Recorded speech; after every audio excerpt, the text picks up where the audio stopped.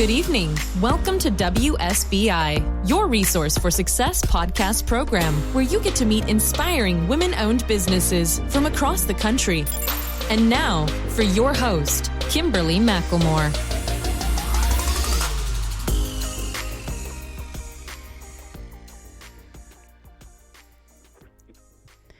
All right, good evening, and welcome to WSBI, your Resource for Success podcast program, where you get to meet inspiring entrepreneurs and women-owned businesses from across the country. I am your host, Kimberly McLemore, and welcome to a special edition of tonight's show. With us, we have Adam Mendler. Adam Mendler is the CEO of the Veloz Group, where he co-founded and oversees ventures across a wide variety of industries. Beverly Hills Chairs, the leading seller of refurbished Herman Miller Aeron chairs in the country. Custom Tobacco, a one-of-a-kind e-commerce platform where customers can create fully customized, private label cigars in real time, and Veloz Solutions, a technology consulting and software development practice. Adam is also a nationally acclaimed thought leader, writer, and speaker on topics including leadership, entrepreneurship, and management. Adam is the creator and host of the podcast 30-Minute Mentors, where each week he goes one-on-one with one of the most successful people in the country on how they got to the top and how listeners can too. So without further ado, help me welcome to my platform, Adam Mendler. Hey, Adam, how are you this evening? I'm great. Thanks for having me. Excited to be here with you and with your audience. Well, I'm excited to have you on. We talked a little bit before we got started, so I can't wait, as I said earlier, for you to drop some of these great golden nuggets on our listeners and tell your story and what you do for other people. But before we dive into all that, so why don't you just tell the listeners a little bit more about who Adam Mendler is beyond and besides the businessman? Oh, man. I know that we only have 30 minutes to chat, so we could spend hours and hours on that topic. Well, if it's juicy, if it's good, I may let you do more, okay? Wow. Well, I mean, I only blocked out 30 minutes. I've got a lot going on today. You said good evening, but I'm actually dialing in from Los Angeles, so okay. It's still the afternoon here. It's sunny and really hot today, so I guess a little bit of information for your audience. I'm an LA native, born and raised here in sunny Southern California. I grew up in a suburb of LA called Tarzana. And the street I grew up on is a street called Veloz Avenue. And when we started the Veloz Group, my brother and I named the company after Veloz Avenue. Mm-hmm. And Veloz was really instrumental to my development. After my time on Veloz, I went to USC, University of Southern California, had a great 4 years there, and left LA for the first time to take a job on Wall Street. I worked for what was then the largest hedge fund in the world, a company called D.E. Shaw, right after college, and worked there for a couple of years and came back to LA. Got my MBA at UCLA and worked a little bit in the entertainment industry, went back into finance, and then in my late 20s, left the corporate world altogether and started the Veloz Group, and the rest is history. Been at it ever since. Have started a few different businesses and do a bunch of other things, writing, speaking, have the podcast, and It's been quite a ride. Well, it sounds like it. And I love how you came up with the name of the company off of a name from a street. That's pretty interesting. Very, very interesting. Yeah. Yeah, great concept. It was more than a street. It was really a foundational part of, I mean, look, when you grow up in a place like Tarzana, and for listeners who haven't been to Tarzana, it's just a great place to grow up. Really family oriented. I grew up in a small community within a really large city, had great friends, and just grew up around really high quality people. And the lessons that I learned from my parents, that I learned from my parents' friends, that I learned from my friends, have been what I've taken with me all these years and that I try to apply in my professional life and in my personal life today.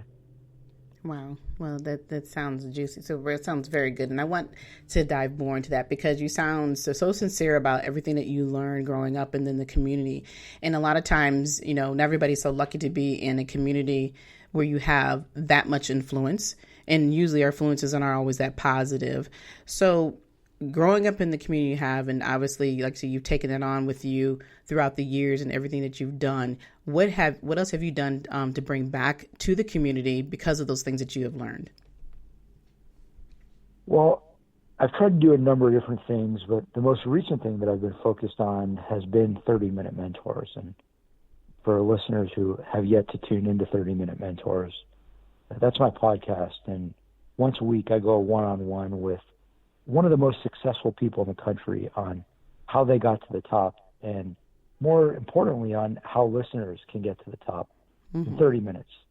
So the concept is, I've tried to bring together the most successful people in America and have really tried to make accessible to audiences,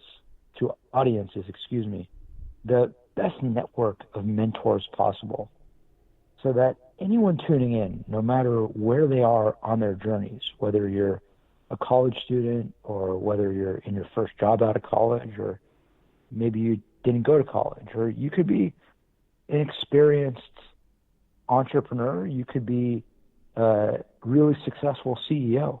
No matter where you are, you always need to learn more. One of the most interesting insights that I've learned from all these interviews that I've done is that even the most successful people in the country are continually focused on learning, on growing, on continuing to develop their skill set. And lifelong learning is critical to success in any kind of endeavor, particularly in the field of leadership, which is what I'm really focused on. And through 30-Minute Mentors, my goal is to give audiences access to people who have been there, people who have authority, people who have achieved unbelievable things across all kinds of fields. And there's no charge. You don't have to pay money to listen to these guys or women, or not. You don't have to buy a ticket. You just listen, subscribe, and learn. Yeah, you can't beat that. And you're right. You know, you don't have to pay to realize that there's so many people out there who have such knowledge that they can share with you for free. And that's really what I think a lot of our podcast shows are about, is truly getting the information out there and making people understand that we're very human, and that no matter where we are on our journey, we're here to share those resources, and understanding that what it takes to be successful is that continual learning. And, you know, what you're doing is phenomenal, that you can reach out to some of the top people in the world and in our country that share that information for free. It's not, you know, it's hard sometimes to get people to get on the shows, or that most people don't want to pay anymore, you know, to be on the shows, because there's so many opportunities to share this information. So what you're doing, I love, because, you know, being a podcaster, obviously, you know, I'm kind of partial, and I think that's the most important part about being in business, is being able to share the experience, show the expertise that you have, so that other people can learn from that expertise. But what I want to ask you is that, obviously, you know, like I said, you come from a great background. You were very lucky to be in a community where you were learning from other people. But what else inspired you to step out of that comfort zone and go for your own and do the things that you've accomplished? It's a really good question. And I ask a similar question to a lot of guests I have on my podcast, which is, how do you push your comfort zone? How do you get out of your comfort zone? How do you have the comfort to be willing to try different kinds of things? And the way that I look at it is, it starts with having a mindset that has no fear of failure. And if you're afraid of failure, if you're afraid of making mistakes, you're never going to get out of your comfort zone, because you're going to be too afraid to ever try to do anything different, ever try to do anything that might make you look bad, because you might fail. And I can tell you that probably the biggest risk I've taken in my life was leaving the corporate path and starting the Veloz Group.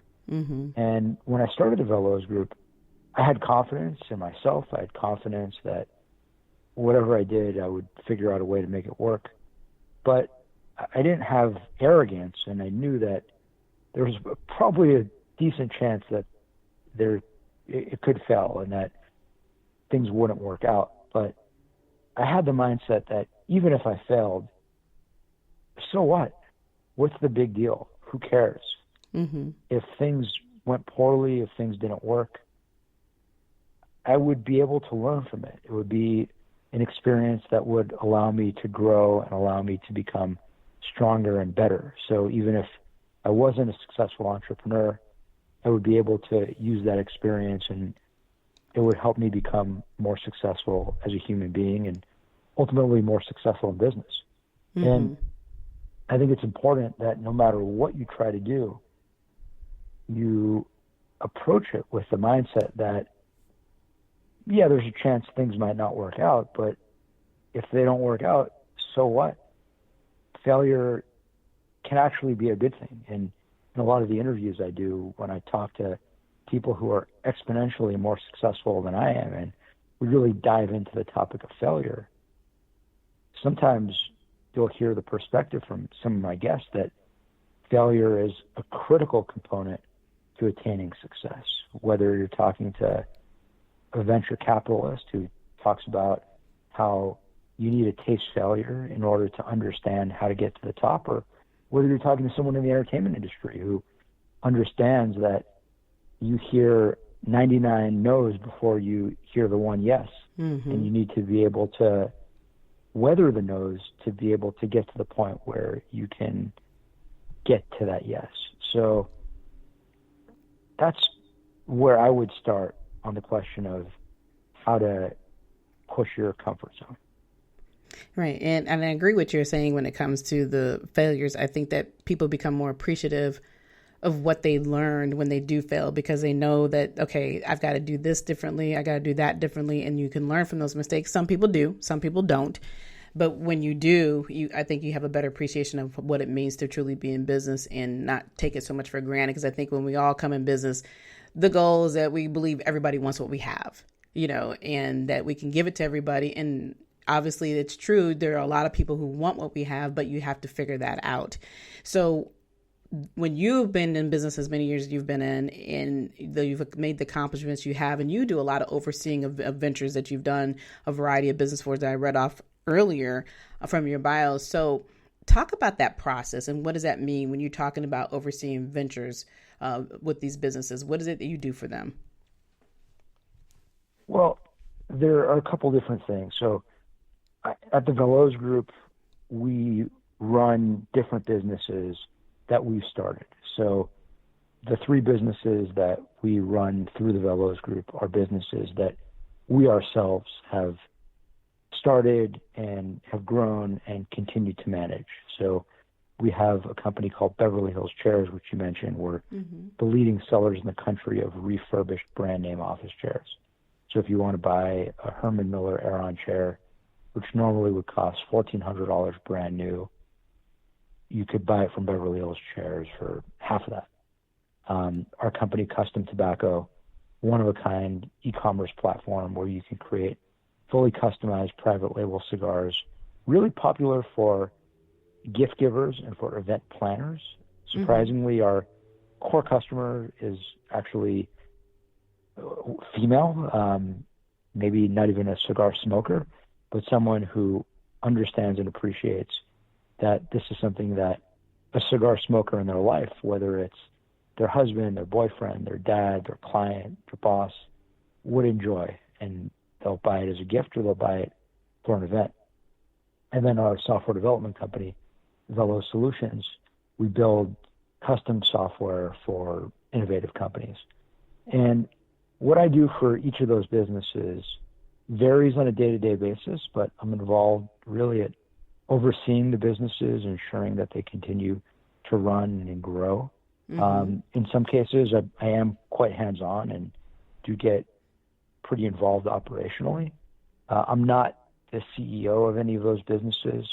We've gotten them each to a point where other people run them on a day-to-day basis, but I am involved in really trying to grow them and ensure that they continue to enjoy greater and greater success.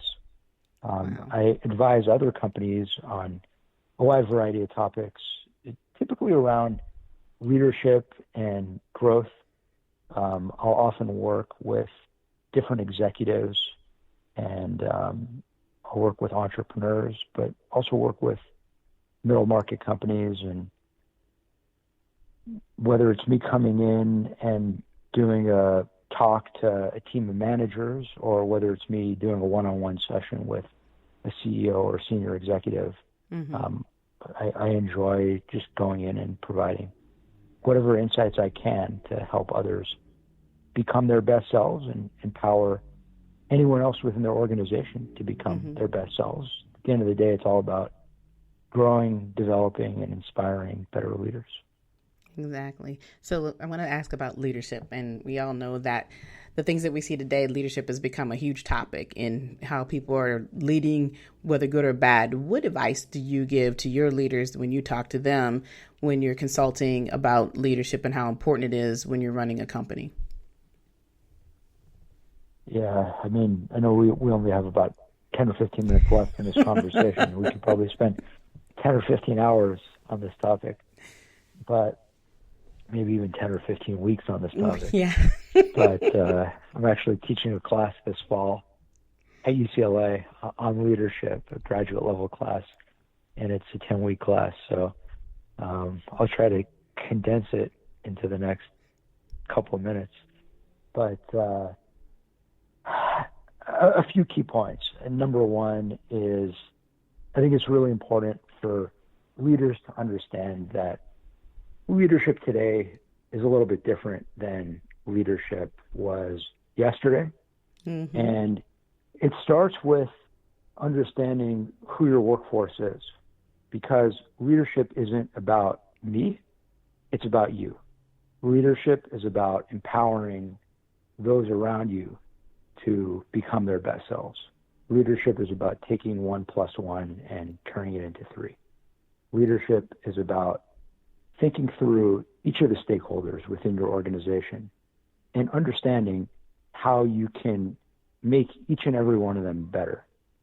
And how do you do that? How do you help everyone on your team ultimately take that next step?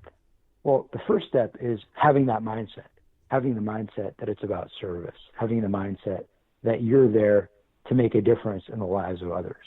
That's really important. I think it's also important to understand that before you can become a great leader, you need to really understand yourself. You need to get on that leadership journey, and it's a journey of self-discovery. And oftentimes leaders will get into a position where they're given enormous responsibility without really thinking through what they're good at, what they're great at, how to most effectively execute upon what they ultimately need to do, and getting on that leadership journey, understanding your strengths, understanding your weaknesses, and ultimately creating an infrastructure so that you're spending your time and you're leading in a way where you're playing to your strengths is critical to succeeding as a leader. I mean, a couple of other things just to add in there. The job of a leader ultimately is to set the vision, communicate it, and to do that, you need to be truthful, you need to be transparent, you need to be communicative, you need to be trustworthy. These are things that are important no matter when you're leading. I think that particularly right now, we're in perilous times, and people will ask. I've been on a number of podcasts and radio interviews, and people will ask, what do leaders need to know in a time of crisis? What is important for leaders to do and implement in times like these? And I'll dive into it, but it's important to recognize that the same principles for leading in a time of crisis are applicable at all times. So no matter when you're leading, you need to follow best practices, and those are a few of them. Right. And I like that the fact that basically what you're saying in a nutshell is that no matter what level of leadership you're on, you need to follow those practices. You need to be in the right mindset and realize that it's not about you leading. It's about, like you said, allowing the other people to shine and know how to implement those people within your organization or whatever it is that you're doing to ensure that's what real leadership is about. And we see a lot of that doesn't happen in certain companies or just within small entities. And even when you're trying to run your own business and you realize that you can be the leader of yourself, but you can't be the leader of everything. You have to learn to disperse and realize how that you can't do it all. And when you understand that mindset, it becomes much easier to grow in your business, and it becomes much more successful in that way, is understanding how to implement other people and realize that their talents are just as effective and important for the business itself. So, having that topic of conversation on leadership, it just seems that the whole world we live in today is lacking some of the things that you just talked about, because, everybody wants to be number one, and that's not really what it's about when it comes to leadership. So just want to talk to you a little bit more. I'm sorry, go ahead. Leadership isn't, I was just going to add, to your point, leadership isn't about doing everything. Mm-hmm. On the contrary, leadership is about empowering and inspiring and equipping others around you to be able to be in a place where they can do things. So I think it's really important as a leader to try to, I don't want to say do as little as possible, but be able to do as little as possible so that you're not the person that has to do everything. I can tell you that in my organization, my goal is to try to hire and train and grow and develop people on my team so that they can be the ones who are helping build these businesses, and I can be in a place where I can really help guide them. But ultimately, if I'm the one who has to do all the work, we're going to be extremely limited. Exactly. But I also believe that there are some people, when they hear the word leadership, it becomes a title for them. It's like you get an opportunity to be a supervisor that, at a certain level. To use as an example, people sometimes can take that word to a whole different perspective and not understanding. Yes, you obviously have something there that you're given that responsibility, but that responsibility means that when you're supervising, like you said, it's about empowering other people around you to ensure that all those tasks or all the things that need to be done are being done correctly because you believe in each other in order to get things accomplished. And that's a part of leadership that you've been talking about all evening here in the last few minutes. So I think that's important, that sometimes people don't know how to separate the two when they finally realize that, I'm leading something, and so here I am. And then that's when things can get out of hand because they're not really understanding that it's not about that type of power that you believe that you may have because you have a title. And we see so much of the world that we live in is all about titles and leadership and doing it certain ways. And the conversation we're having is almost the complete opposite if you're looking at it in the right perspective. Yeah, and I can tell you as an entrepreneur, titles are pretty meaningless when you run small businesses. Mm-hmm. When you run a company that has 3 people, who cares what your title is? When you run a company that has 10 people, who cares what your title is? Or 15 people, who cares what your title is? So it's important to take that mindset and extend it, because when you're running a company that has 10,000 people or 100,000 people, why would you no longer have that same ethos, which is no matter what title you have, your title shouldn't dictate how you ultimately act, behave, and lead. And too often, to your point, people are put in managerial positions because perhaps they've excelled or have done a quality enough job in their role, and they get promoted, and you do a serviceable job, and the next step on the chain is you're now a manager. So okay, great. You now have 3 people working under you, and if it's a really big company and you don't screw up, your next job could be you have 20 people under you, and then 40 or 60 or whatever. And that doesn't necessarily mean that you're a great leader or a good leader or a competent leader. And you need to learn at some point, some place along the way, you need to learn how to lead. You need to learn how to really help people become their best selves, because if you don't, if you're just continually pushing it along the path of mediocrity or worse, you're going to be having mediocre results, and who wants that? That's right. Exactly. So let me ask, so, you have these amazing ventures that you've been a part of since the beginning. So do you have anything new that you're going to be bringing out or opening up as a business? Always working on new ideas, always working on new projects, always working on new things. So stay tuned, hang tight. So we'll get the drum roll pretty soon. Yeah. Always working on new products, and yeah. Well, that's part of being successful continually, right? Always trying to innovate, right? Always trying to make things happen. Absolutely. All right, just a couple more questions. So I always ask my guests when they come on is that I'm sure that you always have somebody ask, what does it mean to be in business and how do you start a business? What advice would you give them? What advice would I give to someone who is starting a business? Mm-hmm. Well, the first piece of advice is, if you want to start a business, I would ask you, why do you want to start a business? And make sure you have a really good answer, because I think too often people want to start businesses because they are attracted to whatever their perception of being an entrepreneur is, which 9 times out of 10 is wrong. Being an entrepreneur is a lot less glamorous than most people think it is. It's a lot different than most people think it is. It's a lot harder than most people think it is. So I think it's really important to ask yourself, why am I doing this?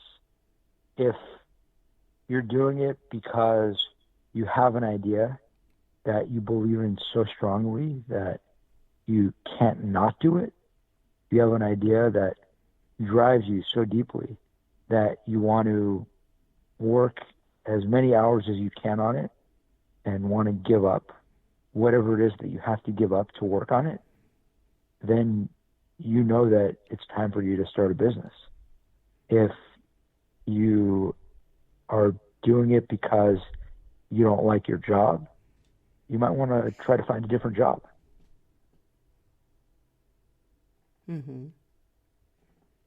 Okay. Yeah, that's actually good advice, when you say it that way, because a lot of people do leave in the business, get out of the work world to go into the business world because they hate their job.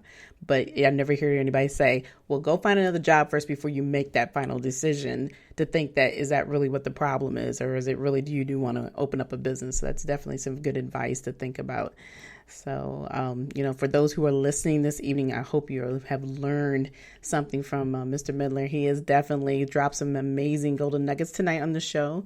But Adam, before you leave, could you tell the listeners where they could get a hold of you if they want to reach out and do business with you, or if they want to follow what you do, and then, of course, listen to your 30-Minute Mentors podcast?